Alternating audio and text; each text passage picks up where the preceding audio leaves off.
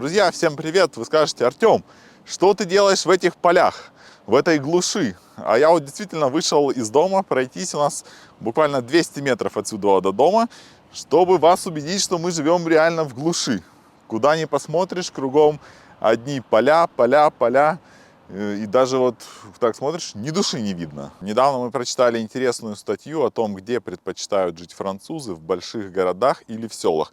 И вот решили и с вами тоже поговорить о том, где вы предпочитаете жить, в больших огромных мегаполисах или вот в таких вот более тихих, спокойных местах. Если, наверное, разделить всю нашу жизнь на какие-то отрезки, то, наверное, где-то 50-50, 50 на 50 я жил в каком-то большом городе, либо в какой-то деревне. И я, если честно, до сих пор сам не знаю, где лучше жить. Здесь вот у нас самая настоящая сельская местность.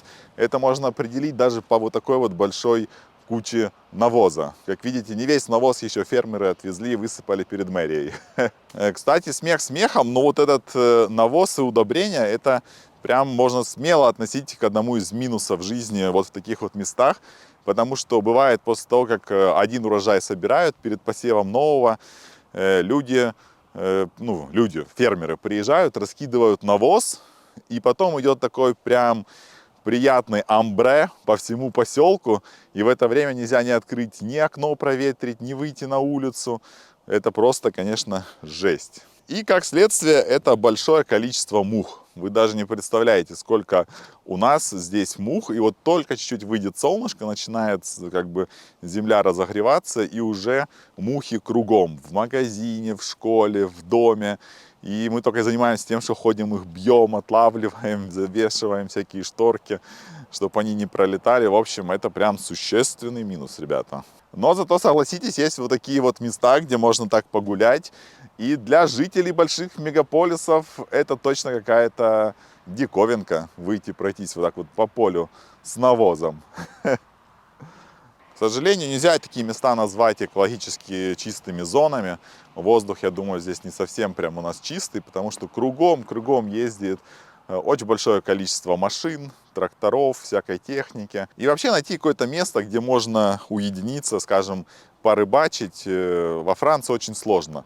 Даже когда ты на Google картах смотришь какие-то водоемы, реки, ты к ним приезжаешь, либо там уже куча рыбаков, которые все словили, либо это какие-то территории, огражденные забором, к которым нельзя подойти. В общем, так вроде смотришь, природы много, а вот на самом деле такие вот какие-то места, где можно уединиться, половить рыбку, сделать пикник, чтобы рядом никого не было, это довольно сложно. Так, друзья, ну вот мы выходим на дорогу, будем сейчас ловить тачку. Будем ехать дальше автостопом.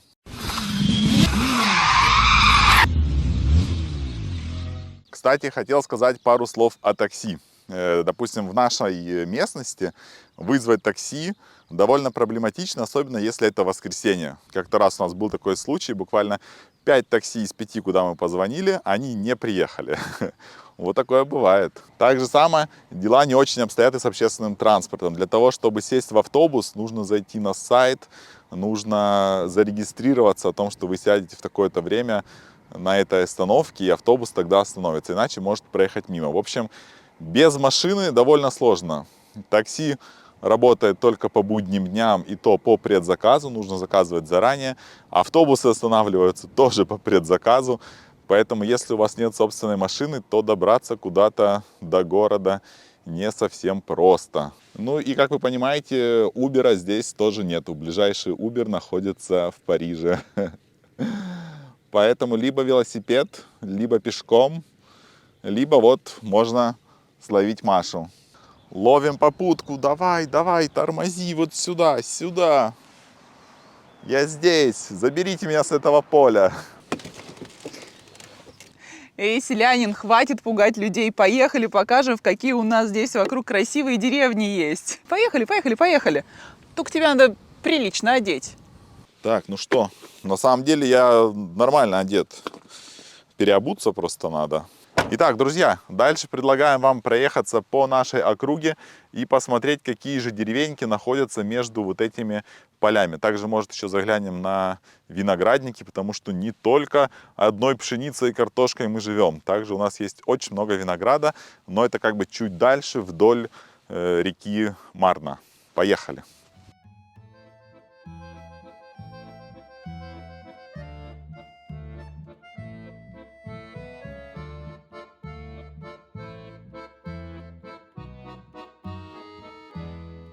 Путешествуя по таким вот маленьким небольшим деревенькам, ты то и дело натыкаешься на разные фермы. Молочные, овощные, мясные. Люди здесь, как и везде, ведут сельское хозяйство и стараются заработать. И ведут они это сельское хозяйство, весьма успешно.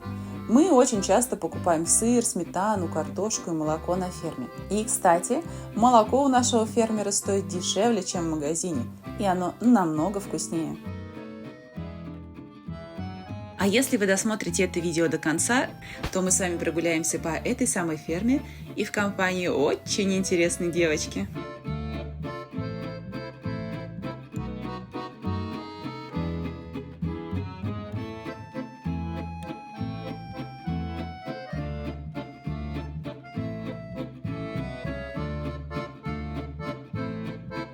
Кроме того, гуляя по таким деревенькам, иногда можно натолкнуться на небольшие производства.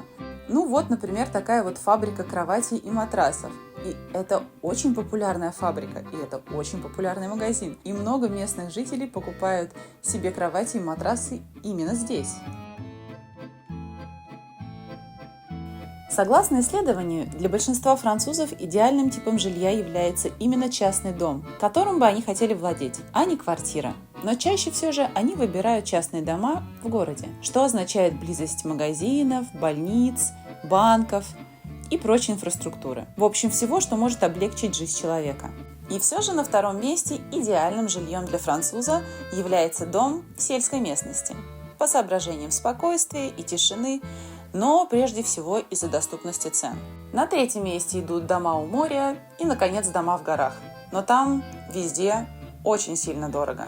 Стоит отметить, что еще одним важным критерием при выборе жилья является расстояние между жильем и работой, которое для большинства французов не должно превышать 30 минут, а также близость к школе. В этом плане деревня мало отличается от городов.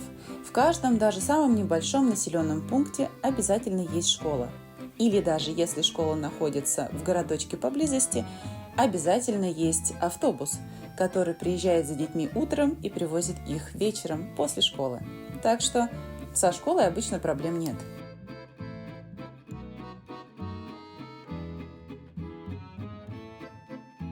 В каждой более-менее крупной деревеньке обязательно есть булочная, табак.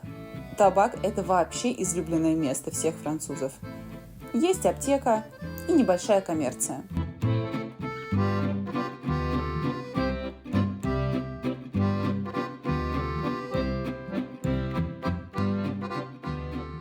Сижу я вот, Артем, на автобусной остановке и думаю, а что делать людям, которые тут сидят, и вдруг пошел дождь? Что делать людям, когда над автобусной остановкой нету крыши? Наслаждаться дождем? Надо приходить вовремя. Там, либо все время зонтом, да? Кстати, вон чуть дальше есть остановка с крышей. Ой, я пошла туда.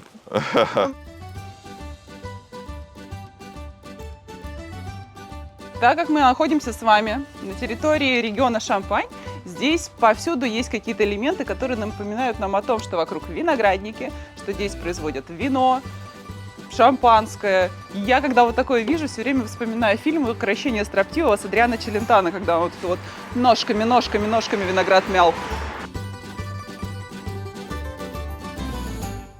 Друзья, вы не думайте, что мы снимаем какие-то выборочные деревни, которые вот это нам нравится, мы ее будем снимать, а вот это нам не нравится, мы ее не будем снимать. Нет, мы снимаем все подряд. И там вот в течение нашего пути по нашей дороге очень много вот таких вот табличек, где можно купить шампанское прямо у производителя. Мы один раз покупали, в принципе, ничего, так прикольно было. Ты заходишь в подвал к нему. Надо, кстати, Артем, снять как-нибудь вот такой вот ролик про подвалы шампанского. Мне кажется, будет интересно. Это, дорогие друзья, Рут де Шампань. туристический маршрут Шампань. Проехаться по этому маршруту – это наилучший способ открыть для себя наследие и пейзажи этого региона. Это дорога по виноградникам протяженностью 600 километров, на которой можно познакомиться с традициями, историей и производством вина и шампанского. Виноградники, расположенные на склонах холмов, винодельческие деревни, знаменитые дома шампанских вин, да и просто живописные домики и дворы, я уверена, покорят сердце многих путешественников, и не только. Эта туристическая прогулка включает в себя 6 основных маршрутов, а также множество достопримечательностей, которые можно также найти вдоль этого пути. Сами мы полностью ни разу не проезжали этот путь, ни разу не путешествовали по всей Ру-де-Шампань, но обязательно совершим это увлекательное путешествие. Вот только дом достроим.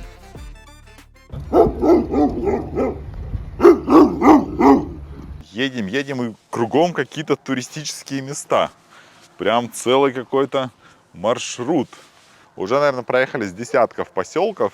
И все оказывается, что мы в каких-то вот интересных местах бываем везде. Какие-то советы, подсказки, что посетить, куда сходить. Вот такая вот красота. И видно, что у нас очень много здесь винограда. Еще, наверное, не совсем сезон, чтобы вот такое вот снимать. Еще ничего не распустилось. Вместо виноградных кустиков мы видим только маленькие лозы. Но все равно красиво. Не совсем, конечно, понятно, где все эти люди работают, потому что и до железной дороги далеко, и до Парижа далеко, и до Реймса вроде далеко. Но, видимо, где-то работают, потому что все дома ухоженные, все дворы ухоженные, людей видно, что много, машин много. Но не верится, что они прям все занимаются виноградом, сельским хозяйством и так далее. По идее, где-то они работают еще. Сейчас уже интересно, мы видим, что многие люди вышли обрабатывать уже свои виноградные лозы. И интересно еще то, что не все вот эти склоны принадлежат какому-то одному человеку или какой-то одной компании. Видно, что есть маленькие артизаны, предприниматели, какие-то семьи, которые приезжают на фургончики и обрабатывают именно свой участок земли. Это довольно интересно, что вот так вот люди семьями трудятся, собирают виноград, готовят вино. Но, наверное, тот, кто не готовит вино, они его потом просто сдают большим компаниям, чтобы они делали шампанское. Эх, друзья, так и хочется сказать, что добро пожаловать на мои виноградники. Сегодня будем дегустировать шампанское. Но нет, к сожалению, пока что виноградника у нас нету. Но они, кстати, продаются. Небольшими такими кусками, в принципе, кто хочет попробовать свои силы в виноделии, можно прикупить.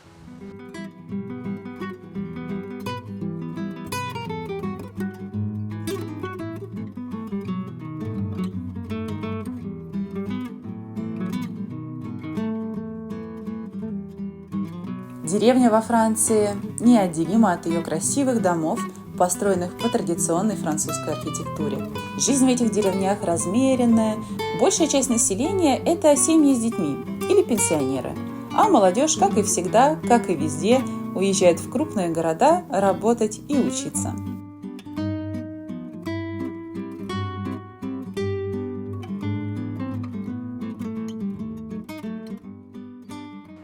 Пошли, зайка, посмотрим речку. Полная сегодня? Смотри, сыночек, какая речка. Вообще совмещаем приятное с полезное. Дыга-дыга. Снимаем ролик и вот гуляем. Мы, кстати, на этой речке уже несколько раз пробовали ловить рыбу. Для этого специально покупали права. Но у нас ничего не получилось. Папа, а что это? Но это один из шлюзов. Вообще во Франции очень много рек, почти все они какие-то судоходные, и очень-очень большое количество шлюзов. Когда сегодня у нас полноводье, когда не так много воды, то здесь прям такой как мини-водопад, все бурлит, хотелось снять красивый кадр. Но очень много сегодня воды, шлюзы открыты, и вода просто течет огромным таким ручьем. А нужно это зачем? речка наполнена. А когда этого нет, для того, чтобы суда могли спускаться, как по ступенькам, они заходят в шлюз, ворота закрываются, вода опускается, и они потом выплывают. Павлуш, давай для контента нырнешь сейчас. Нет? Не нырнешь? Не, не надо, не ныряй. Это вот еще одна моя мечта. Очень хочется купить какую-нибудь лодку и вот так вот поплавать по этим всем каналам. Они все соединены между собой. Можно доплыть аж до самого юга, либо сплавать куда-то в Голландию, в Бельгию. Вау! В общем, это очень-очень интересно. Дома и дворы очень ухоженные. Видно, что для местных жителей очень важно, чтобы снаружи дома было чисто и убрано. Нам встречалось даже такое, когда на улице у людей чище и опрятнее, чем внутри дома. Французы тщательно стараются оберегать свою архитектуру, поэтому дома в большинстве своем похожи друг на друга, что не может не радовать глаз. Конечно же, очень симпатично смотрятся деревянные ставни на окнах. Именно они, на мой взгляд, придают какой-то архитектурный исторический шарм этим деревням. Безупречно выстриженные газоны, высаженные цветы, ухоженные деревья – это бесспорно добавляет свои плюсы к жизни вот в таких вот домах, вот в такой вот сельской местности.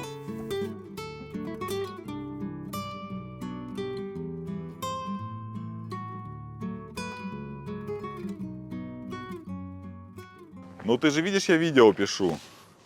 Чего ты ругаешься? Уф. Уф.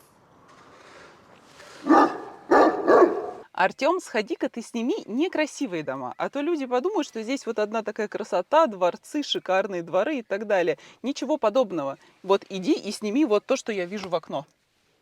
Ну задача снимать что-то некрасивое, это прям не совсем интересно. Я больше люблю снимать что-то красивое. Конечно же, есть деревни побогаче, а есть деревни и победнее, в которых и дома менее ухоженные, с неотремонтированными фасадами, облущенными ставнями. Ремонт фасада – это та еще эпопея, и это очень дорогое удовольствие. Кроме того, здесь стоит отметить, что покрашенный фасад дома не влияет никаким образом на сдачу жилья. Люди чаще обращают внимание на то, в каком состоянии находится крыша и водосток, а не на то, каким цветом покрашен дом. Хотя, наверное, если бы перед человеком было два дома за одну и ту же цену, но один был бы с отремонтированным фасадом, а другой, вот такой, то, наверное, он бы выбрал тот, у которого красивенький фасадик.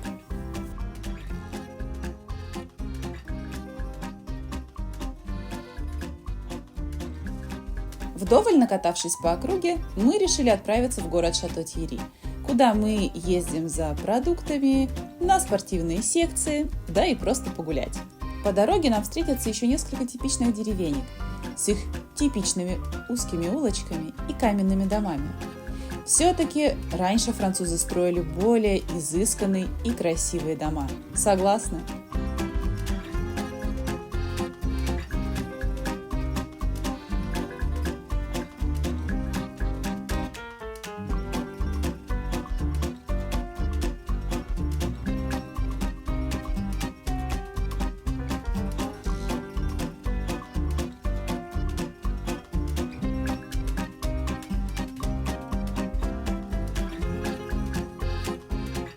Итак, друзья, начинаем подъезжать уже к более крупному городу. Это уже становится заметно по вот таким вот современным большим зданиям. Здесь у нас находится бассейн, куда дети ездят со школой.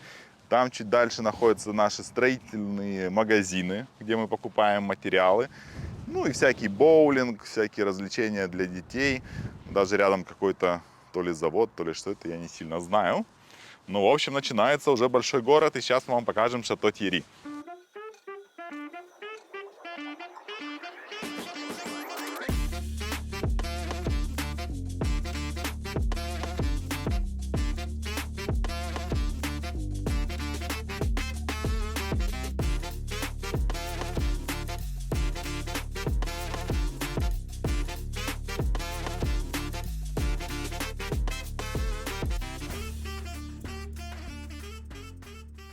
Добро пожаловать в Шато-Тьерри! Осмотр этого чудесного города мы начинаем не случайно с этого места. Именно здесь, в 8 веке, началась история этого города. Эта крепость была построена очень-очень давно. Когда-то это был основной вход в город. Даже не верится, что в 8 веке люди построили вот такое великолепие. Конечно же, на сегодняшний день от этого замка, от этой крепости остались одни руины. И мы понимаем, что восстановить его целиком не представляется возможным. Но я бы сказала, что люди стараются все равно поддерживать и стены, и конструкции, и строения. Мне кажется, что у них, в принципе, неплохо получается. Пойдемте посмотрим, что там внутри, что осталось. Смотри, сколько здесь бойниц всяких. Наверное, вот отсюда лучники стреляли. Вообще, этот замок является основной достопримечательностью этого города. Но оно и понятно. Пойдем уже в город, пойдем. Не в город, туда. Пойдем. Вот это, конечно, грандиозное сооружение. С тем, что мы делаем сейчас, вообще не сравнить. Я думаю, если бы ты вот такие кирпичи таскала, то люди вообще были в шоке. Так как от замка остались одни руины, сейчас это просто парк, где гуляют люди, родители с детьми. Классное место, на самом деле. Тут такой чудесный вид открывается. А вот это, кстати, новенькое, мне кажется, что-то. Куда ты побежал? Я здесь. Он там. А также в этих всяких комнатушках любит ныкаться молодежь. Они у них там. Некуда бедолагам больше деться. Ага. Интимчик такой. Интимчика намечается. тут помешало. А ты говоришь, нету мест, где уединиться. Вот, Пожалуйста, есть, да? чем тебе не место, где уединяются люди? Здесь, наверное, еще какие-то глубокие есть подземелья. Но они для нас закрыты. К сожалению. Так, ну что, пойдем посмотрим, какой тут видок. Наверное, сейчас как глаз выпадет. Как классно, смотри, тут весь город прям как на ладони. Видно, как люди живут сверху, так здорово, на самом деле. Как будто ты подглядываешь за ними даже. Тут прям сейчас видно сверху, как раньше плотненько люди застраивались. Наверное, так им было легче обогреваться. Ну, плюс, наверное, проще было протягивать какие-то коммунальные сети. А сейчас тенденция меняется. Сейчас люди начинают жить все как бы дальше от города. В соседних поселках все плотнее и плотнее застраиваются частные дома. И людям, видимо, становится уже неважным то, что им ехать до работы 20-30 минут.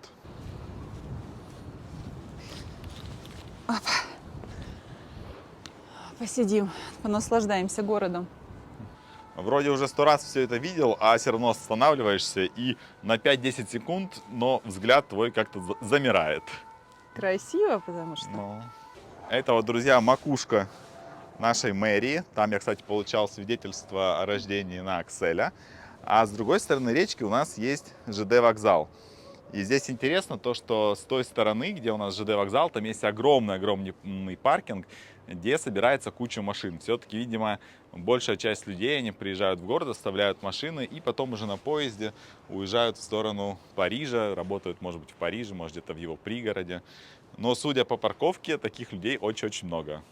Сверху город мы уже посмотрели, красиво, все, убедились. Теперь пойдемте вниз, посмотрим, что же у нас там внизу.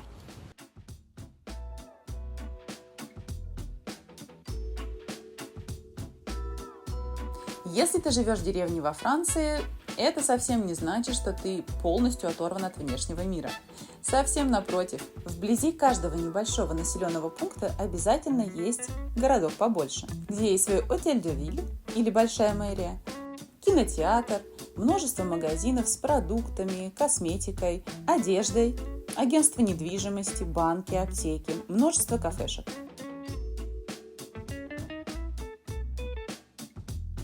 Конечно, понимая труднодоступность общественного транспорта, что является несомненным минусом в жизни в деревне, необходимо здесь иметь машину. Прогуливаясь по центральной улице, мы встречаем картинные галереи, разнообразную коммерцию, булочные, мясные лавки, книжные магазины, аптеки, салоны красоты, уличные кафе, которые уже выставили свои столики на улицу в ожидании тепленьких весенних солнечных денечков.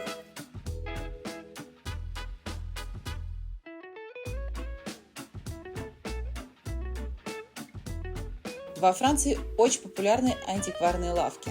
Очень часто их можно встретить даже в небольших городишках. Здесь есть и биржа труда, где можно ознакомиться с вакансиями и оставить свое резюме. Чем черт не шутит. И свадебный салон, в витрине которого платье не поменялось ни разу за 5 лет.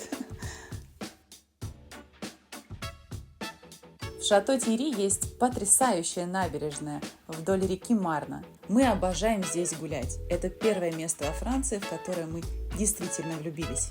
Здесь можно покормить лебедей, а также половить рыбу, что мы пару раз делали весьма безуспешно.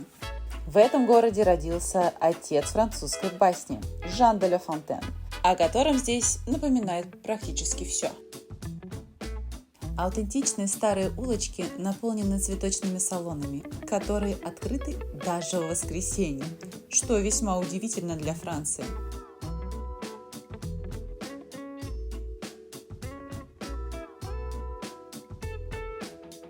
Также здесь есть салоны красоты, есть тату-салоны, парикмахерская для собак, кебабные, пиццерии, автошколы, несколько парков и прогулочные зоны.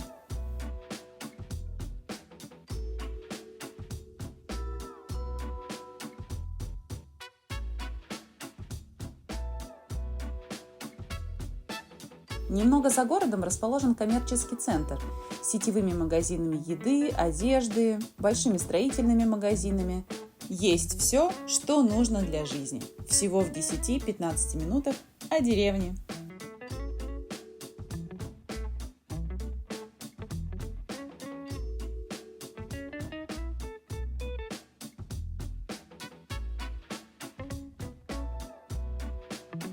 Ресторанами быстрого питания типа Макдональдс или Бургер Кинг, автосалонами и многое-многое другое.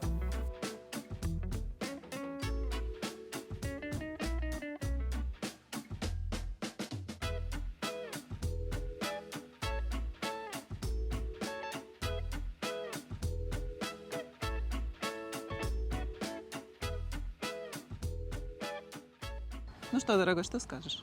Скажу, что пока мы ездили, очень даже похолодало. Подул какой-то нереально холодный ветер, набежали какие-то тучи.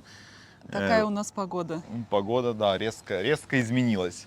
Вот тут вот виден наш город, почти что с высоты птичьего полета. И что хочется сказать, ну, город как город. Самое что интересное, что цена аренды домов или квартир, как внутри города, так скажем, в 10-15 минутах, километрах отсюда, примерно одинаковая. И здесь каждый решает сам, где лучше жить: за городом, 10-15 минут ехать до вокзала там, или до работы, либо жить в городе. В городе, наверное, все-таки живет больше молодежь, у которых нет машин или, может быть, нет возможности еще купить машину. Они арендуют квартиры, пешком добираются до вокзала или до автобусной остановки, едут куда им надо. За городом, конечно, наверное, чаще живут какие-то семьи с маленькими детьми, которые хотят, чтобы у них был двор, терраса, чтобы можно было выйти, попить кофе, пожарить барбекю. Поэтому многие все-таки предпочитают жить за городом. А теперь, для тех, кто досмотрел этот ролик до этого момента, мы предлагаем вам отправиться с нами на нашу любимую молочную ферму, где мы уже много лет покупаем молоко. И кстати, молоко там дешевле, чем в магазине. И мы сейчас уже приловчились, мы приезжаем, покупаем сразу много, там 15-20 литров, морозим его, чтобы часто за ним не ездить. Да. И оно даже после разморозки как бы не теряет своих свойств. Очень классное молоко. А самое интересное, мы этот ролик снимали давно, его не выпускали, но ведущей в этом ролике выступает наша Эмочка. На тот момент еще ребеночек такой. Поэтому посмотрите. Я думаю, что всем понравится. Нам очень нравится. И она в то время только начинала говорить на французском. И даже интересно посмотреть, какая она была и какая она стала уже. В общем, едем на ферму. Поехали!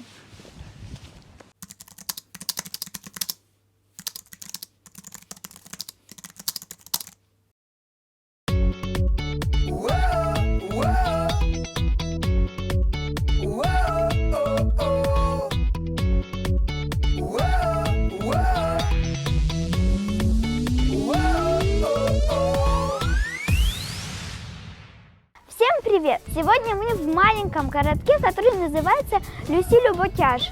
Зачем мы сюда приехали, что мы будем делать, вы узнаете в этом ролике. Так что поехали!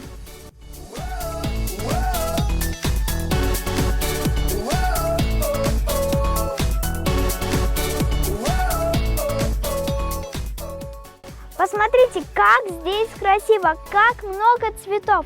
Кстати, посмотрите, на табличке при въезде в этот город 3 цветочка. А это значит, что этот город утопает в цветах. Это похоже на звезды для гостиниц и отелей. 3 цветочка – это круто. Мне нравятся такие яркие и пестрые города. Вау, какой я цветок нашла, такой красивый, такой яркий. Маленькие городки во Франции называются коммуны, а не деревни. У каждой коммуны есть своя мэрия, своя церковь и своя булочная. Не знаю я, если здесь есть булочная, но мэрия и церковь, вот они. С той стороны мэрия, а с этой церковь. Вот видите, даже Божья Мать. Сейчас я пойду ее...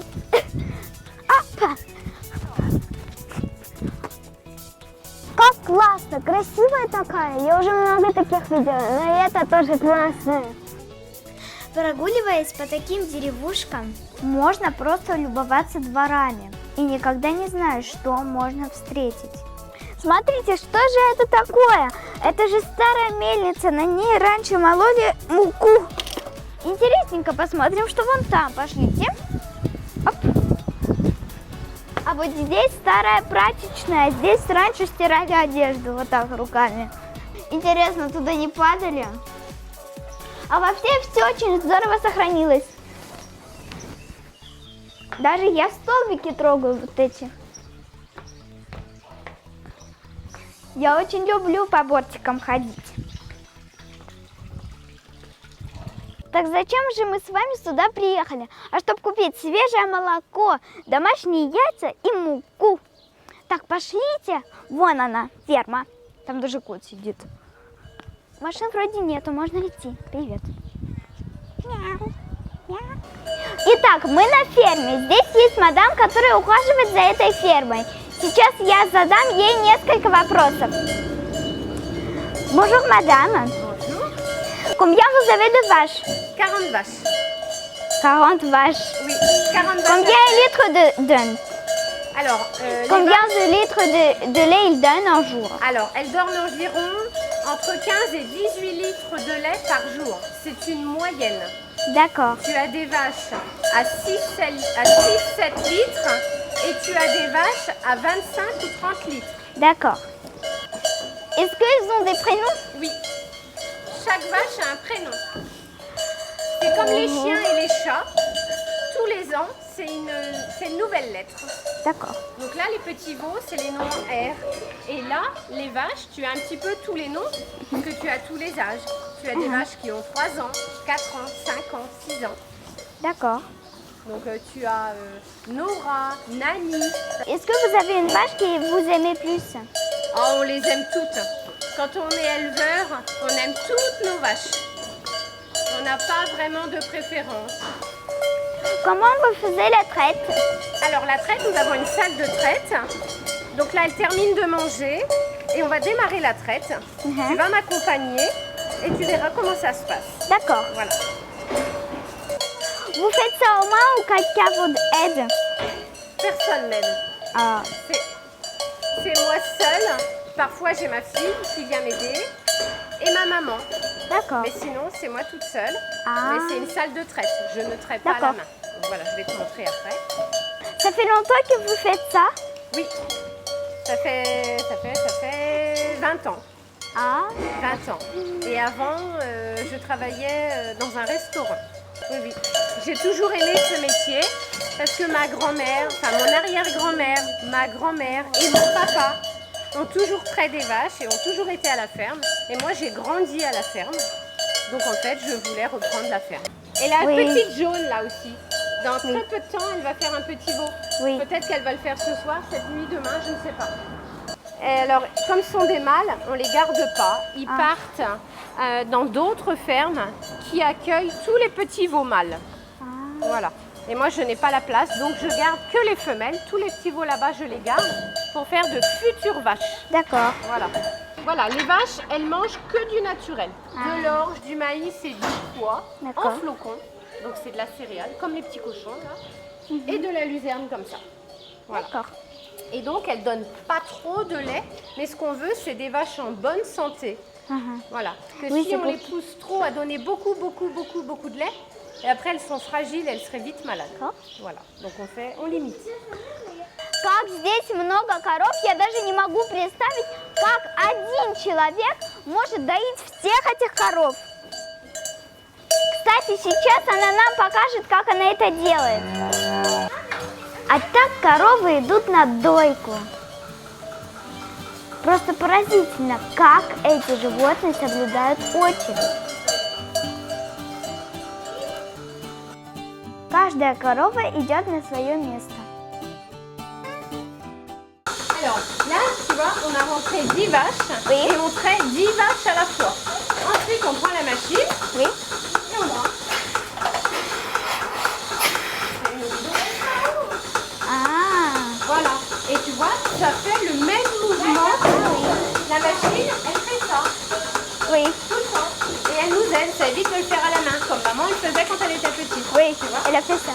Voilà, et bien là, ce sont les machines qui font ça. Tu as le lait qui arrive là dans la grosse canalisation. Ça arrive dans l'unité terminale qu'on appelle. Ici, tu as un niveau. Arrivé à un certain niveau, là, ça se déclenche et ça monte le lait là-haut dans le D'accord. gros, la grosse citerne. Et là, une fois que les vaches sont prêtes, Oui. on a une corde là-bas. Ага. Tu as une barre devant. La barre, elle se baisse. Tu as l'autre qui se lève et toutes les vaches, elles sortent. Ah, Elles repartent dans le hangar manger et les autres, tu vois, elles attendent. C'est Oui. comme chez le médecin, elles sont dans d'accord. la salle d'attente. J'ai compris. Et puis attends. Alors, Et ainsi de suite. Ça fait tout un circuit. oui, oui. Et voilà. Et donc là, comme on a 40 vaches, on fait 4 tours et c'est terminé. Вот так мы узнали, как один человек может доить целых 40 коров.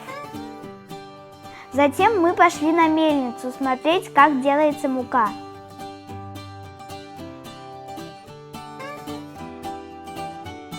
А вот так набирается молоко. А вот эта мельница, здесь делают муку. Вообще я думала, что она огромная. Честно говоря, я даже не знала, как делается мука. Оказывается, это так интересно. Это такой процесс, который тоже требует усилий. Мне рассказали, что мука бывает разная, разного помола. Мелкая, крупная. Она бывает из кукурузы, пшеницы, гречки. И производится для разных целей.